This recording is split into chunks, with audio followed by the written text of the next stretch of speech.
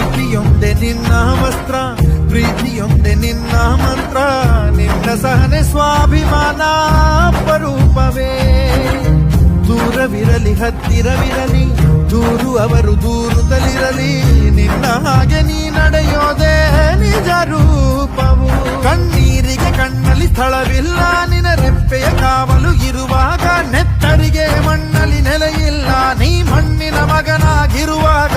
ಮಹಾರಾಜ